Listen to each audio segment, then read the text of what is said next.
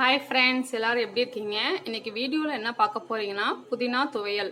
வாங்க அது எப்படி செய்யலான்னு பார்க்கலாம். அதுக்கு முன்னாடி என் சேனலுக்கு மறக்காமல் சப்ஸ்கிரைப் பண்ணிடுங்க. வாங்க வீடியோக்குள்ளே போகலாம். நான் வந்து புதினாவும் கொத்தமல்லியும் நல்லா கழுவி சுத்தமாக எடுத்து வச்சுருக்கேன். இல்லை கருவேப்பிலையும் சேர்த்துருக்கேன். நம்ம ஃப்ரெஷ்ஷாக இந்த மாதிரி கிடைக்கும் போதெல்லாம் இந்த மாதிரி துவையல் அரைச்சி வச்சுட்டோம்னா நம்மளுக்கு இந்த மாதிரி சம்டைம்ஸ் வந்து குழம்பு இல்லாத போது இந்த மாதிரி புதினா துவையலே நம்மளுக்கு சாத்தை போட்டு நல்லா நம்ம பிசைஞ்சு சாப்பிட்டுக்கலாம். சூப்பராக இருக்கும். நீங்கள் ட்ரை பண்ணி பாருங்கள்.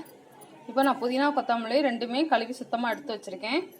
இதோட நான் காமூடி தேங்காய் எடுத்திருக்கேன், 2 பச்சை மிளகா, பூண்டு, கொஞ்சோண்டு புளி, அடுத்தது சின்ன வெங்காயம், கொஞ்சோண்டு நான் இஞ்சி சேர்க்க மறந்துட்டேன், இஞ்சி சேர்த்துக்கோங்க. அடுத்தது ஒரு துண்டு இஞ்சி, அடுத்தது கொஞ்சோண்டு உப்பு. இதை சேர்த்து நம்ம மிக்ஸி ஜாரில் அரைச்சிக்கலாம். இது எல்லாமே நம்ம பச்சையாக தான் அரைக்க போகிறோம். சில பேர் வதக்கி அரைப்பாங்க, நான் வந்து வதக்கலாம் மாட்டேன், அப்படியே வந்து நம்ம அரைக்கலாம். டேஸ்ட் ஆனால் சூப்பராக இருக்கும் ஃப்ரெண்ட்ஸ். ரொம்ப ஈஸி தான். ஒரு 10 நிமிஷத்தில் நம்ம புதினா துவையல் ரெடி பண்ணிடலாம். இப்போது தேவையான உப்பு சேர்த்துட்டேன், அவ்வளோதான். இப்போ வந்து நம்ம மிக்சியில் நல்லா அரைச்சிட்டு வந்துடணும். இது இட்லி தோசைக்கு எல்லாத்துக்குமே சூப்பராக இருக்கும். சாதத்தோட பிசைஞ்சு சாப்பிட்டா அவ்வளோ சூப்பராக இருக்கும்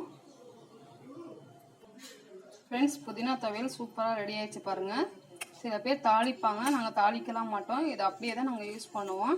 ஆனால் டேஸ்ட் வந்து செம்மையாக இருக்கும் ஃப்ரெண்ட்ஸ். நீங்கள் ட்ரை பண்ணி பாருங்கள். பார்க்கவே எவ்வளோ சூப்பராக இருக்குது.